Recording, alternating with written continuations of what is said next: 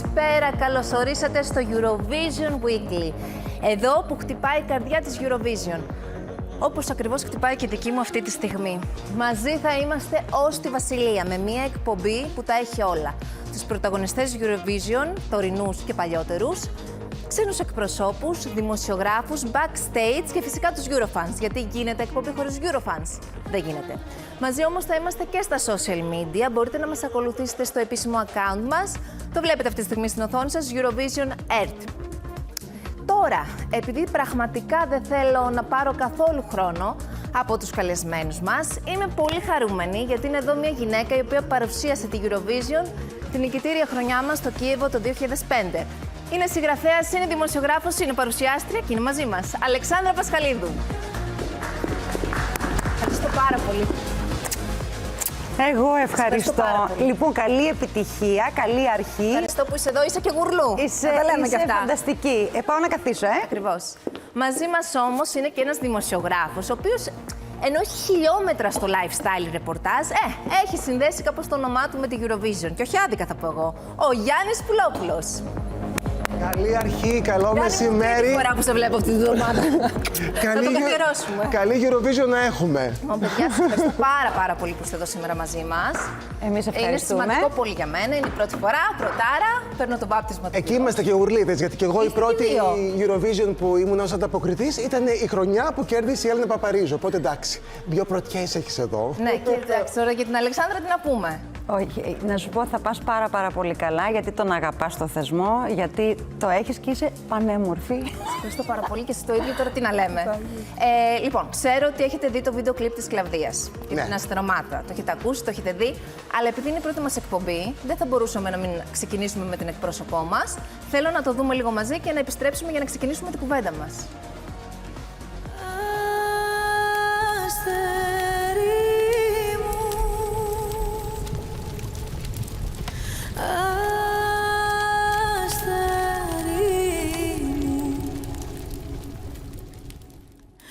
Γλυκιά μου μάνα μη μου κλαις, μαύρα κι αν σου φορούνε, το ξέθωρο το σώμα μου, φλόγες δεν τον νικούνε, τα χελιδόνια της φωτιάς, θάλασσες κι απερνούνε, του ρίζο μου τα χώματα, ποτέ δεν λησμονούνε.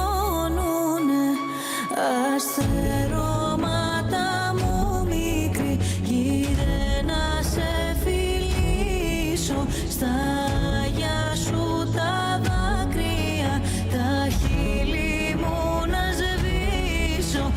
Αστερώματα μου μικρή, γύρε μου να σε πιάσω, τα ξεχασμένα μου φτερά, στενά να ξαποστάσω.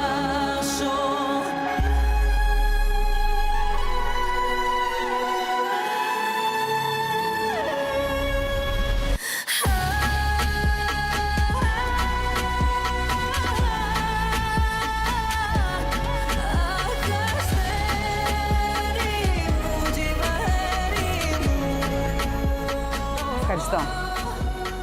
Ακούω εντυπώσεις. Ας ξεκινήσει η Αλεξάνδρα καταρχήν.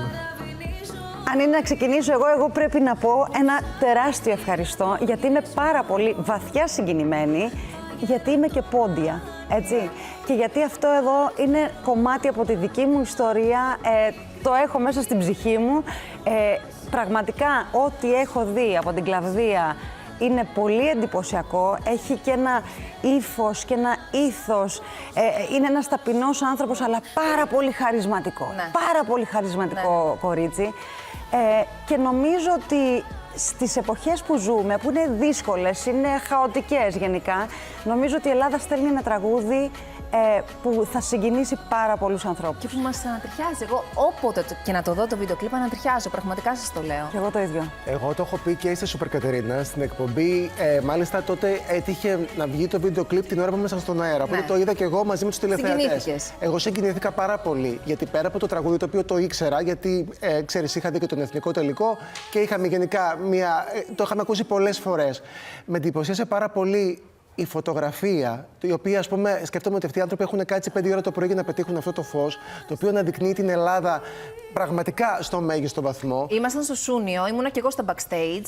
Θέλω να σου πω, ήμασταν εκεί όντως 8 ώρες ακριβώς για να πετύχουμε την ώρα Το εκεί. κατάλληλο φως. Ναι, το κατάλληλο φως. Αυτό φαίνεται, γιατί έχει μια ατμόσφαιρα η οποία εννοείται ότι μυρίζει η Ελλάδα, εννοείται ότι σε συγκινεί πάρα πολύ και σε ανατριχιάζει. Ναι. Αλλά εγώ θα μείνω και στο εικαστικό κομμάτι, το οποίο ξέρει και η Αλεξάνδρα ότι η Eurovision το μισό κομμάτι είναι η εικόνα. Βέβαια. Αν αυτό που βλέπω και έχει αποτυπωθεί από τον Γιώργο τον Μπενιουδάκη, το σκηνοθέτη, στο βίντεο κλιπ, τον δω και στη Βασιλεία, δω κάτι τέτοιο από τον υπέρλαμπρο και υπερταλαντούχο Φωκά Ευαγγελινό. Εκεί λοιπόν καταλαβαίνω ότι έχουμε να κάνουμε με ένα από τα φαβορί. Κοίτα, κάπως το κομμάτι του αποχωρισμού, που είναι το βασικό, πιστεύω θα υπάρχει. Θα υπάρχει, ναι. Κάτι ξέρω. Θέλω να σας ρωτήσω κάτι. Από το Eurovision του 2005, Ναι. που είναι ακριβώς 20 χρόνια τώρα, μέχρι Eurovision είναι 2025, τι έχει αλλάξει στη Eurovision? Μπορούμε να πούμε ότι συναντάμε πιο πολύ πολιτική ορθότητα, ότι δεν είναι τόσο πάρτι, ότι θέλουμε να περάσουμε κάποια μηνύματα? Τι πιστεύετε ότι το έχει αλλάξει?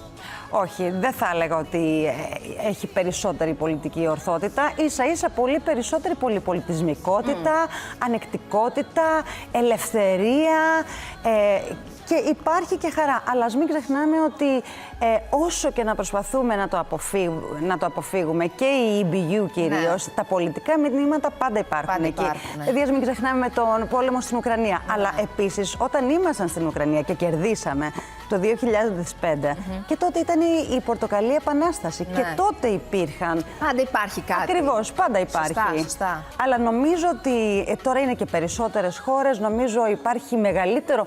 Βλέπω ένα πάθος σε νέες γενιές που ανακαλύπτουν το θεσμό. Εγώ θα σου πω εδώ ότι επειδή μιλάμε και όχι μόνο για τα πολιτικά μηνύματα, αλλά και για τη συμπερίληψη, η Eurovision ήταν πάντα πρωτοπόρος σε αυτό. Σωστό. Ναι. Δηλαδή, σου θυμίζω, ας πούμε, εμείς το 1976 είχαμε πάει με τη Μαρίζα Κοχ με ένα τραγούδι διαμαρτυρία για όλα όσα είχαν συμβεί τότε με την Κύπρο, το οποίο εννοείται ότι είχε πολιτικά μηνύματα, εννοείται ότι είχαν απειλήσει τότε τη Μαρίζα Κοχ, την Ελληνίδα τραγουδίστρια, μέχρι και με ελεύθερους σκοπευτές, ότι την ώρα που τραγουδούσε ότι θα τη σκότωναν. Άρα λοιπόν η Eurovision πάντα ασχολιόταν με αυτά τα πράγματα, ανεξάρτητα με το αν η EBU βγάζει κάποιες οδηγίες ή όχι. Και όσο για το κομμάτι της συμπερίληψης, θα σου θυμίσω το 1998 ότι κέρδισε το διαγωνισμό μια transsexual, η Dan International, το οποίο ήταν πάρα πολύ πρωτοποριακό για την εποχή. Δηλαδή η Eurovision πάντα είναι πρώτη. Ακόμα και στο κομμάτι της εικόνας, Αλεξάνδρα, θα με βοηθήσεις σε αυτό. Εγώ η πρώτη φορά που έχω δει κάμερες με το ring light που λέμε τώρα είναι πριν από 20 χρόνια στη Eurovision. Τότε αυτό δεν το ξέραμε εμείς εδώ τι είναι αυτό το πράγμα. Που ξέρεις που βγάζει αυτό το. Που τώρα το ξέρουμε όλοι μετά από 20 χρόνια και το χρησιμοποιούμε. Φορέας νέων τεχνολογιών. Σε όλα. Λοιπόν, επειδή αναφέρθηκα τώρα στο 2005 και αναφερθήκατε κι εσείς, θέλω να σας πω ότι έχουμε φτιάξει ένα βιντεάκι και με την εκπομπή που παρουσίαζες εδώ στην ΕΡΤ, Αλεξάνδρα, Euromania, και με τον εθνικό τελικό, που τότε ήταν βέβαια η Έλληνα Παπαρίζου, αλλά είχαμε επιλέξει το τραγούδι. Βέβαια. Θυμάστε? Ναι. Για να θυμηθούμε όλοι μαζί, γιατί έχουμε διαμαντάκι από το αρχείο της ΕΡΤ. Για να δούμε. Κυρίες και κύριοι, καλησπέρα σας και καλώς ορίσατε στη Euromania. Μία εκπομπή αφιερωμένη στο θεσμό της Eurovision. Κάναμε καταπληκτικούς Ολυμπιακούς αγώνες, πήραμε το κύπελο στο ποδόσφαιρο, οπότε το μόνο που μας απομένει τώρα είναι ένα μουσικό βραβείο. Κυρίες και κύριοι, ένα χειροκρότημα για την Έλενα Παπαρίζου. Καλησπέρα σε όλους. Πολύ θερμό κλίμα βλέπω εδώ, Αλεξάνδρα. Και εδώ μεταξύ είναι όλα τόσο σημαδιακά. Σε 3 μήνες, ακριβώς από σήμερα, θα είσαι στη σκηνή, στο Κίεβο, στην Ουκρανία, την ημέρα που γιορτάζει η Eurovision 50 χρόνια, τη χρονιά μάλλον, και γιορτάζεις κι εσύ επίσης. Η 23η φορά στη ζωή μου. Είμαι πάρα πολύ χαρούμενη, Αλεξάνδρα, ότι έγινε η ανάθεση από την ΕΡΤ σε μένα, γιατί το ήθελα πάρα πολύ να ξαναπάω στη Eurovision. Η κοδέσποινας της απόψινής βραδιάς, η κυρία Αλεξάνδρα Πασχαλίδου. Κυρίες και κύριοι, καλησπέρα σας. Ίσως σας φάνηκε λίγο περίεργη η έναρξη. Κυρίες και κύριοι, η Έλενα Παπαρίζου. Πρέπει να σου πω καταρχάς ότι είσαι πάρα πολύ όμορφος σήμερα. Επίσης, πήγες με τους Αντίκ το 2001 και ξαναπάς τώρα, δεύτερη φορά. Είναι πλεονέκτημα ή είναι μειονέκτημα το ότι ξαναπάς? Μειονέκτημα, δεν θέλω να το νιώθω. Η μία αγάπη είναι το τραγούδι, η άλλη σου αγάπη είναι η Ελλάδα. Η τρίτη σου αγάπη ποια είναι? Εσύ. Κύριε Μίμη Πλέσα.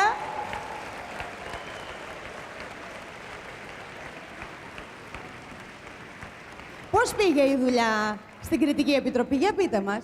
Μαλώσατε. Μακάρι του χρόνου να γίνει Eurovision εδώ στην Αθήνα. Λοιπόν, πάμε κύριε Πλέσα να ακούσουμε το αποτέλεσμα. Να μάθουμε ποιο τραγούδι, να μάθουμε μόνο αυτό. Ποιο τραγούδι θα μας εκπροσωπήσει, ποιο θα πει η Έλενά μας. Θα έλεγα ότι και ο τίτλος βοήθησε, because they are the number one.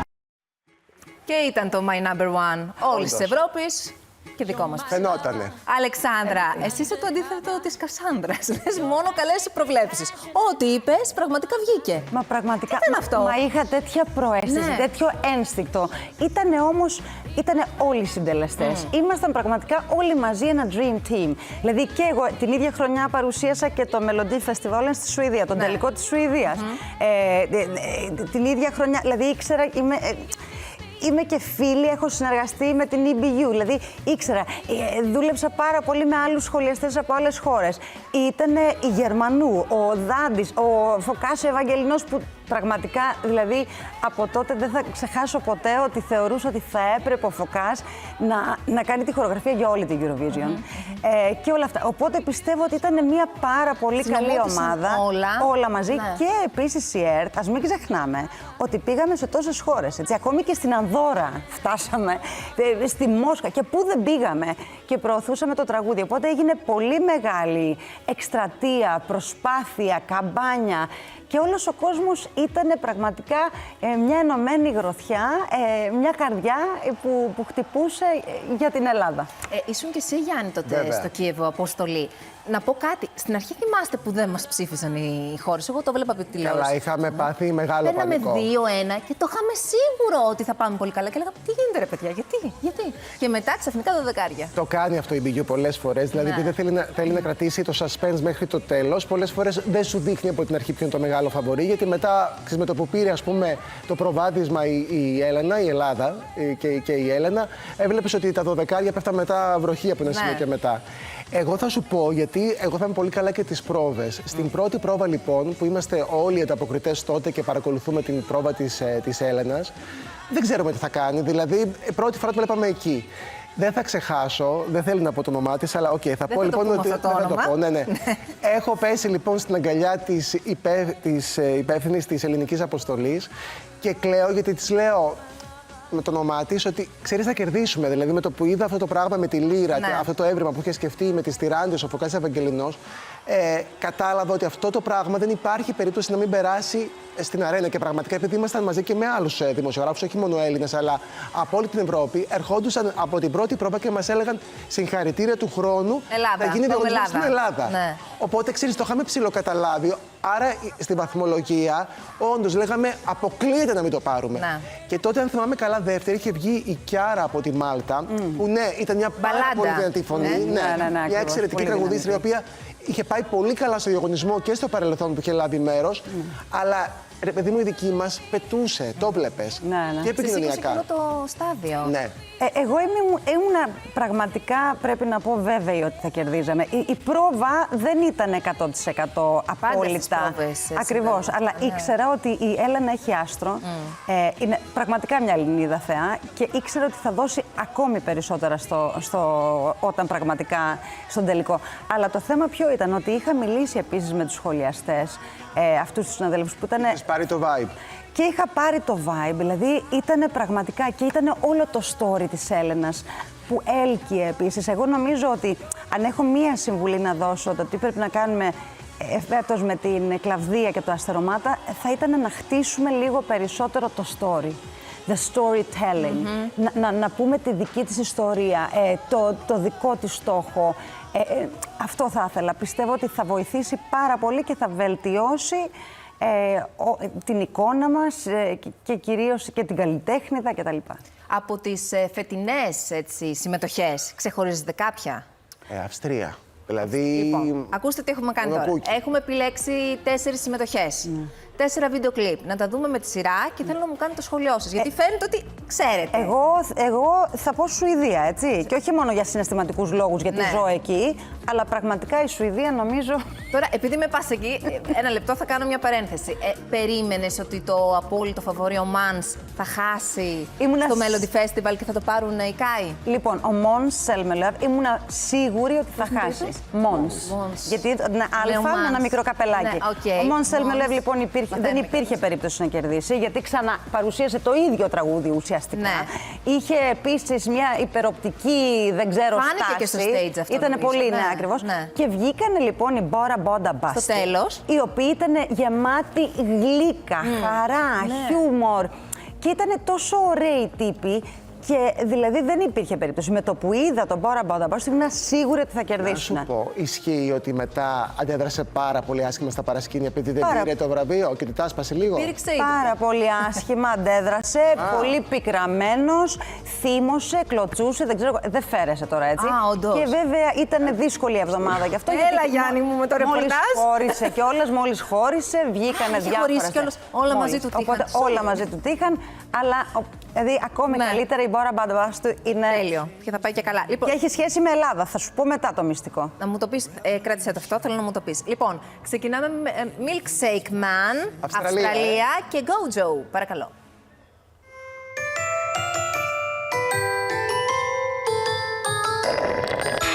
Come and take a sip from my special cup. I heard that you could use a little pick-me-up. What can get you high when you're oh so sad? It's the milk from the Milkshake Man. Well, I got chocolate, vanilla, and lactose free. And a caramel banana that you have got to see. You can call me the Milkshake Man. I wanna shake and make the whole world dance. They drink my milk all across the land. I can tell you want a taste of the Milkshake Man. Πώς σας? Κοίταξε, εγώ το έχω ακούσει το τραγούδι και νομίζω είναι στην κατηγορία αυτή που φέτος έχει φορεθεί πολύ στη Eurovision. Αυτά είναι τα λεγόμενα comedy τραγούδια, να το πω. Ναι, δηλαδή, αστεία. Ναι, και μάλιστα και είναι πλάκα. Milkshake η Αυστραλία, Espresso Macchiato η Εστονία. Ναι, πολύ. Γυρίσαμε στα ροφήματα. Ναι, δηλαδή βλέπω. Εντάξει, μ' αρέσουν, είναι ένα χαρούμενο τραγούδι. Οκ. Αυτός είναι χαρισματικός, γελαστός. Ναι. Όμως δεν νομίζω ότι όλα τα τραγούδια αυτής της κατηγορίας θα πάνε καλά. Ή το Espresso Macchiato θα πάει καλά. Ναι, ή τη Σουηδία που λέγαμε προηγουμένως, γιατί και η Σουηδία είναι σε αυτή την κατηγορία με την Αυστραλία και την Εστονία. Είναι ξεσηκωτικό όμως. Έχει όμως ακριβώς. Έχει άλλη μελωδία το σουηδικό, έχει άλλο χρώμα, άλλη έλξη. Αυτός εδώ δεν θα πάει καθόλου καλά. Είναι και λίγο sexy, kinky, whatever. Δεν νομίζω, δεν πρόκειται να τα καταφέρει. Δεν θα... Να σας πω την άχρηστη πληροφορία της ημέρας. Στην Αυστραλία δεν έχουν milkshake. Ηρωνία. Έχουν thick shake. Είναι το thick shake. Αυτό που είναι milkshake, αλλά με thick shake. Δεν ξέρω. Μάλιστα. Τώρα δεν το έχω πιει κιόλας, αλλά. Εντάξει, ναι. Δεν βλέπω να πηγαίνουμε Αυστραλία του χρόνου. Αυτό είναι το μόνο σίγουρο. Είναι και μακριά. Πόσες μέρες θα θέλαμε. Όχι, δεν θα πηγαίναμε στην Αυστραλία. Και η Αυστραλία να κερδίσει, θα πάμε σε άλλη χώρα. Σας το λέω και να μην ετοιμάζεστε. Όχι, δεν θα είχαμε ετοιμαστεί. Ακόμα και αν κερδίσει, ναι, δεν θα γίνει. Λοιπόν, πάμε τώρα στο φαβορί. Ένα από τα απόλυτα φαβορί. Wasted Love, JJ και Αυστρία. Για να δούμε. I'm an ocean of love, and you're scared of water. You don't want to go under, so you let me go under. I reach out my hand, but you watch me grow distant. Drift out to the sea and far away in an instant.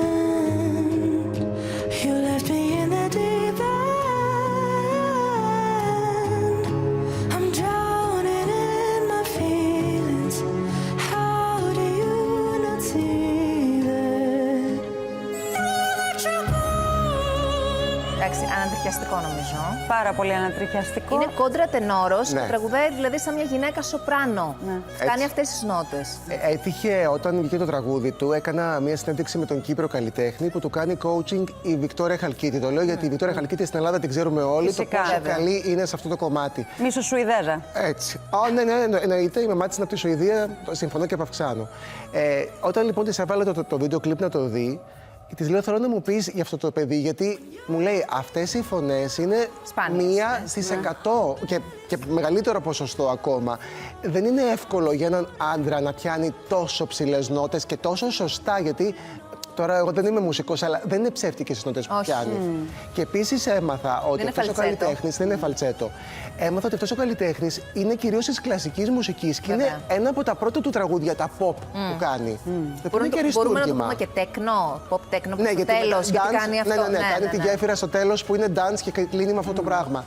Είναι αριστούργημα και μάλιστα έχει μαζί του τον σκηνοθέτη, τον Σέργιο, τον Ισπανό, ο οποίος πέρυσι είχε κάνει το τραγούδι της Ιρλανδίας, το οποίο θυμάσαι, Αλεξάνδρα, που ήταν λίγο γκόθικ, ας πούμε, το πούμε και έτσι. Ναι, μπράβο, Το πάρα λέγανε πολύ γκόθικ, πολύ σκοτεινό. Σατανιστικό το λέγανε Ήτανε εδώ. ταινία τρόμου. Το οποίο όμως ήταν σαν βίντεο κλιπ από την αρχή μέχρι το τέλος. Δεν πίστευες ότι αυτό το πράγμα είναι ζωντανό. Λοιπόν, Την επειδή ώρα εμείς στα μάτια κάναμε σου. και συνέντευξη, αυτό ακριβώς μου είπε. Στη σκηνή λέει, θα δείτε, τι βλέπετε στο βίντεο κλιπ, σηκώνομαι, Πετάω. βρέχομαι, θα Εωρείται, πάθω. εωρείται ο Φανταστείτε άνθρωπος. πόσο εντυπωσιακό θα είναι.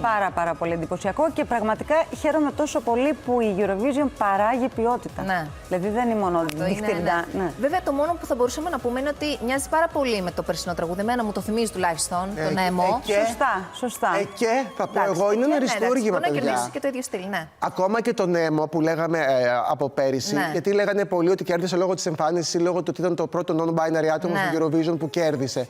Παιδιά, είχε μια καταπληκτική φωνή, έκανε του κόσμου τα Φανταστικός ακροβατικά ήταν, και δεν έχασε μισή νότα. Βέβαια, βέβαια. Ναι, ακριβώς. Λοιπόν, επόμενη χώρα είναι η Εστονία με το εσπρέσο μακιάτο, λέγαμε. μιας και το μελέτησες πριν, το Μικάς.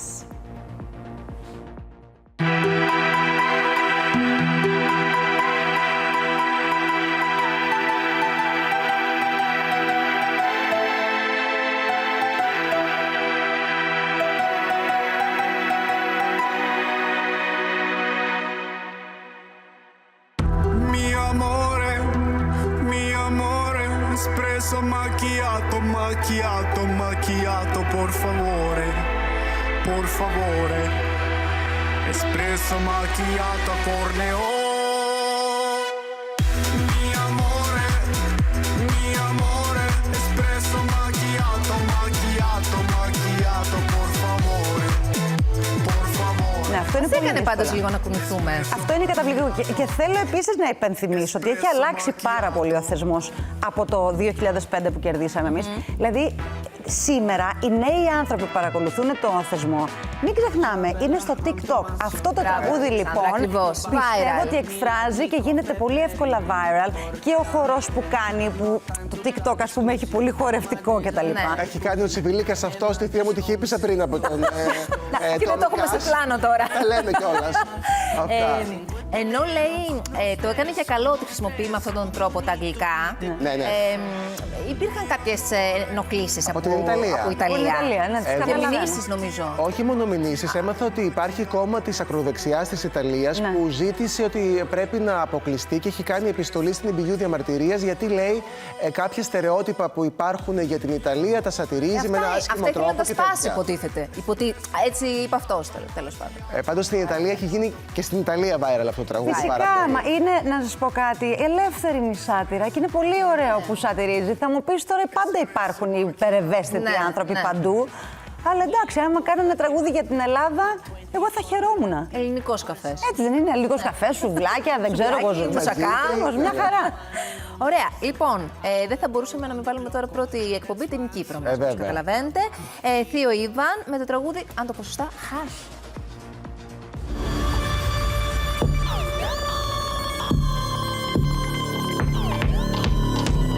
I've got golden locks and eyes so captivating. I am famous for my beauty. Who am I?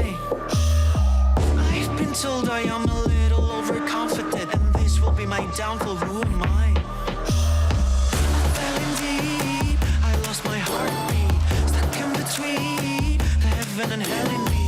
I fell in deep. I lost my heartbeat.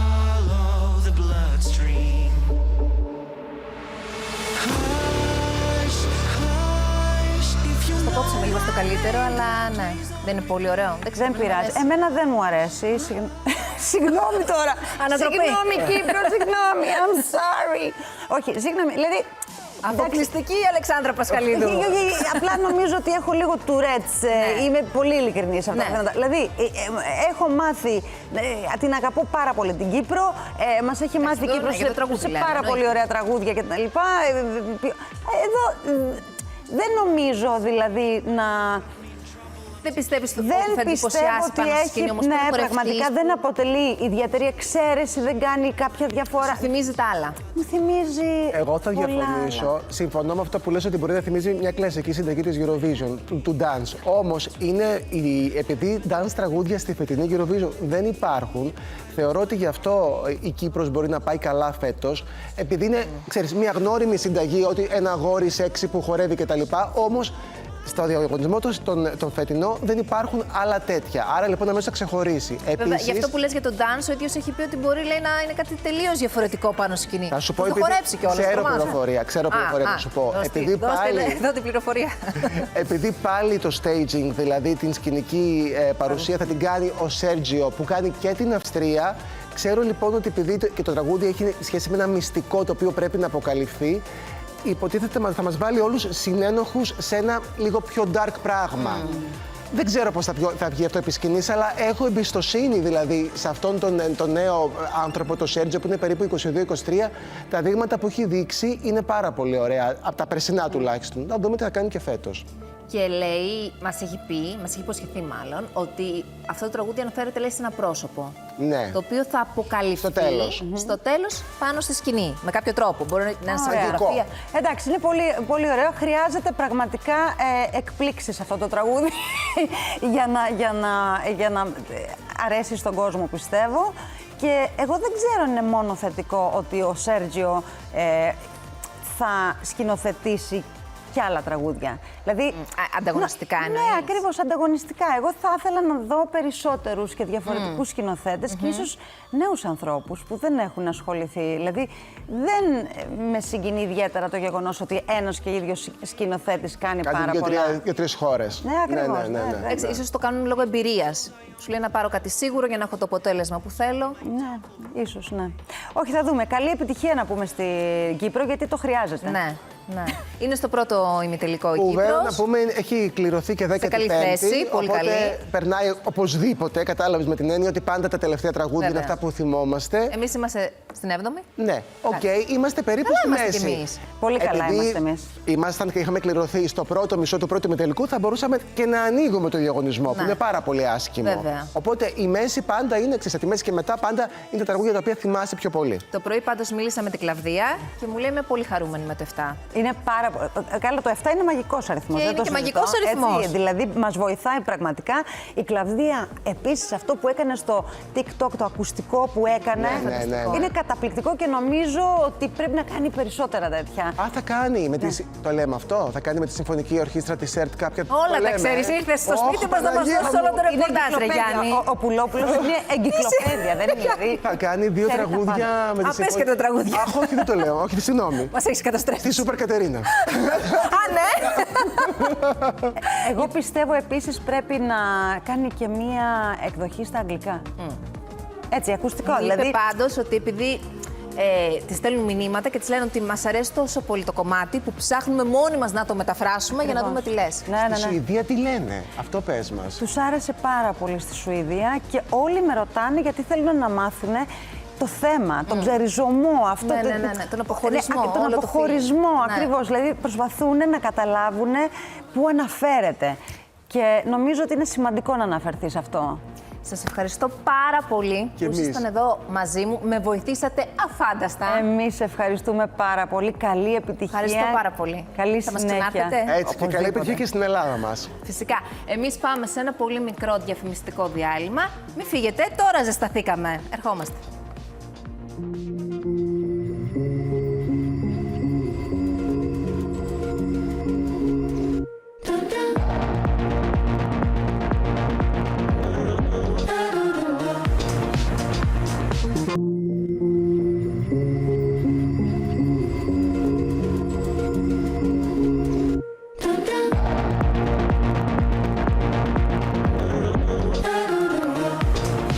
υποσχέθηκα στην αρχή της εκπομπής ότι θα γνωρίσουμε τους ξένους εκπροσώπους. Ποδαρικό λοιπόν σήμερα μας κάνει η Λόρα Θόρν από το Λουξεμβούργο. Προσέξτε με το τραγούδι της La Poupée Monte le Son. Ένα τραγούδι φόρος τιμής στο νικητήριο τραγούδι του Λουξεμβούργου το 1965. Ας την απολαύσουμε. Be ready, cause I'm coming. Si tu crois qu'un homme comme toi me manipule, retourne chez maman, vaut mieux que tu capitules. Ou sinon c'est moi qui te désarticule. Prends garde à toi, garde à toi. How do you feel about representing Luxembourg in the Eurovision this year? Obviously very, very excited. It's an enormous experience. I mean, I'm living things that I could only dream of. So yeah, it's crazy. It's like living a dream. I have to say I'm not nervous at all for the moment. I'm just super happy and excited. This has been a big dream for me for a long time to sing on such a big stage.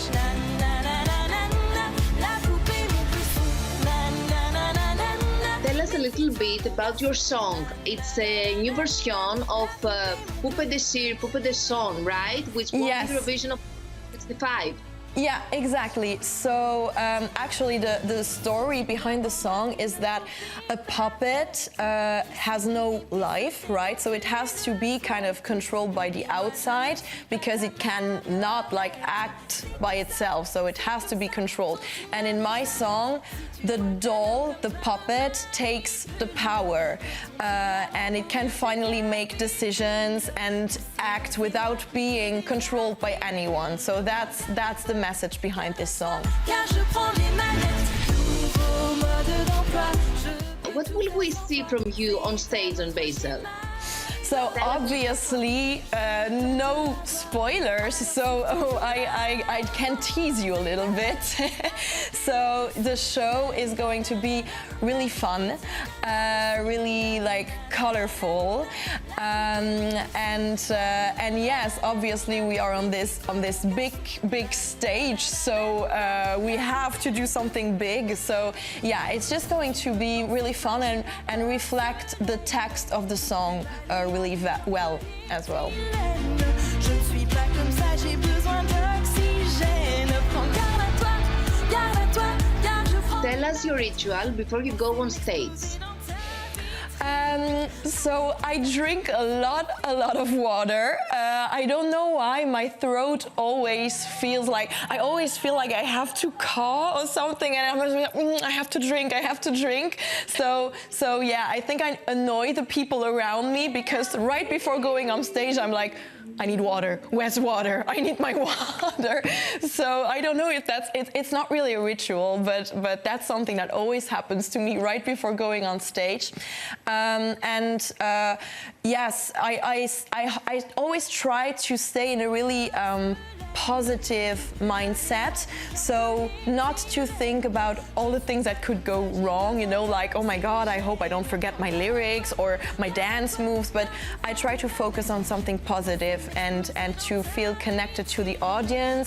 I love to hear the audience go crazy, and then yeah, I just try to connect with them and be like, okay, everyone just wants to have a good time, so I want to have a good time too. I just want to party with the audience for 3 minutes. So that's what I'm focusing on, and not, yeah, it's really important to not focus on the wrong things. La poupée, mon feu. Na na na na na na. Retiens bien la leçon. Na na na na na na. Did you ever represent any other country besides Luxembourg?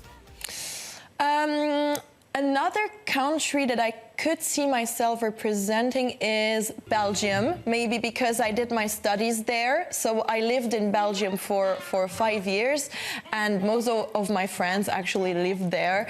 And also that's where I actually learned to sing, because I was in a musical university, and I did a master's degree in modern singing. So yeah, that's where I actually learned to sing. So I feel really connected to the musical scene in Belgium. So yeah, that's definitely a second country that I could see myself representing. Hey, what do you think about the Greek representative, Klavdia, and her song, Kastaromata? I love it. She's one of my favorites. She has so much talent because her song is so hard to sing. There's so much detail. It's crazy, and yeah, I love her stage presence. Like, she's just standing there.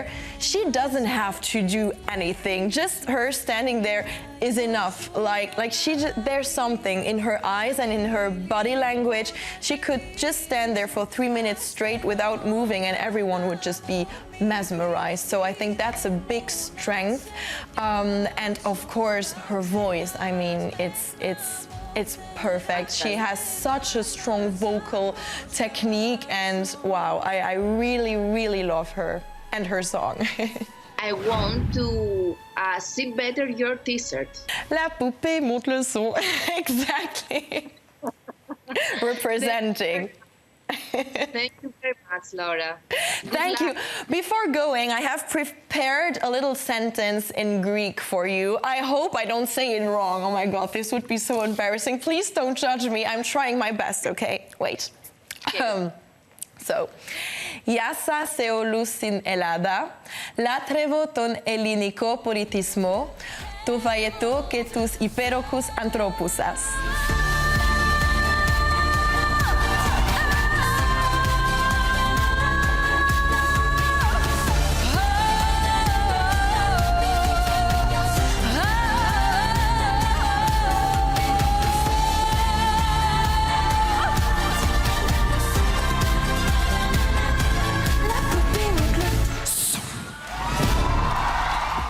Θέλω να σας πω ότι θα πω κάτι στα ελληνικά και εγώ πίστευα θα πει καλημέρα, καλησπέρα, μουσακά κτλ.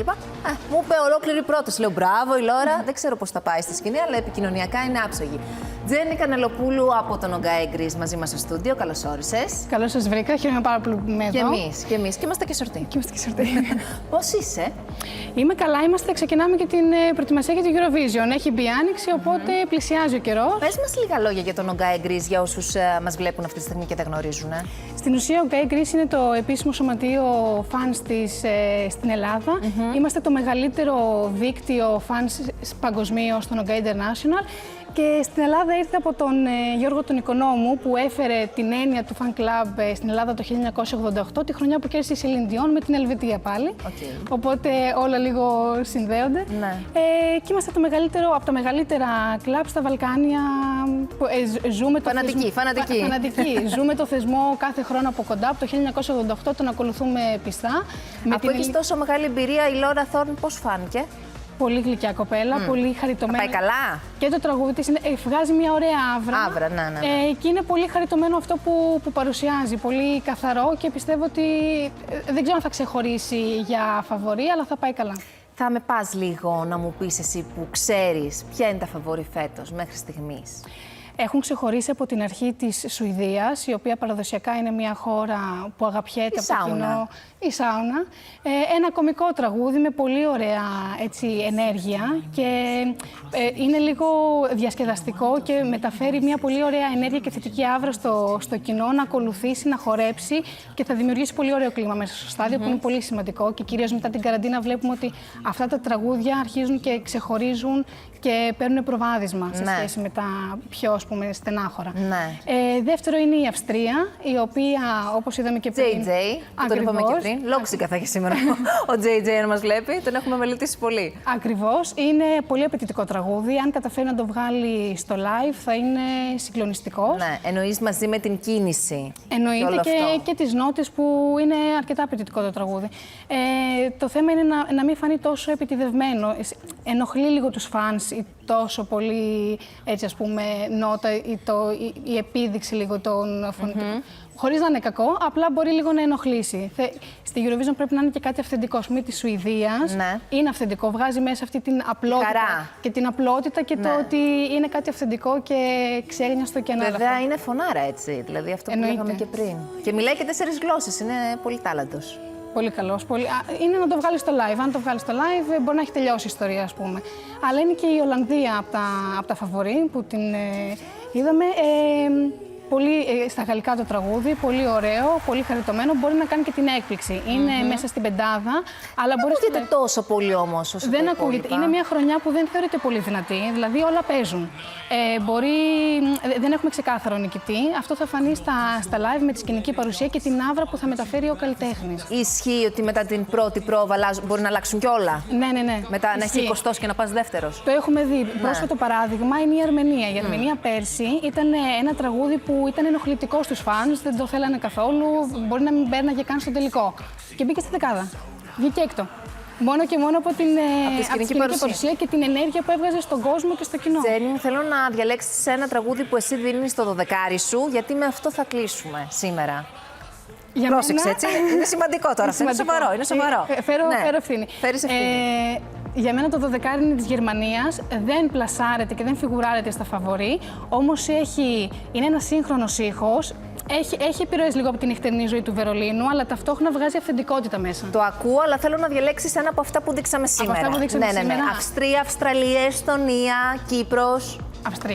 Αυστρία. Σας το πω ότι ο JJ θα έχει λόξιγκα. Κλείσαμε στην Αυστρία. Ωραία. Άρα θα κλείσουμε με την Αυστρία. Θα είσαι και εσύ φέτος στη Βασιλεία? Εννοείται, όπως κάθε χρόνο. Κρατάμε κερκίδα. Είναι πολύ σημαντικό για τους καλλιτέχνες, και θα μιλήσω τώρα για τους Έλληνες καλλιτέχνες, να βλέπουν μέσα στο στάδιο την ελληνική σημαία. Να ξέρουν ότι έχουν τη στήριξη σε όλο το ταξίδι της Eurovision, από την αρχή της εκπροσώπησης μέχρι την τελική βραδιά. Ότι είναι εκεί, γιατί είναι διαφορετικό το καλή επιτυχία της ομάδας που ζει και αυτή την αδρεναλίνη από τις πρόβες, συνεντεύξεις, εμφανίσεις και όλο αυτό το Eurovisionικό πυρετό, ας το πούμε έτσι. Και είναι διαφορετικό το καλή επιτυχία των φανς που έχει μέσα τον πραγματικό παλμό και μεταφέρει μια πιο ξέγνιαστη και πιο ανάλαφρη πλευρά του διαγωνισμού. Τζέννη, σε ευχαριστώ πάρα πολύ που ήσουν εδώ μαζί μας σήμερα. Κλείνω, καλλιτέχνες μου. Ευχαριστώ.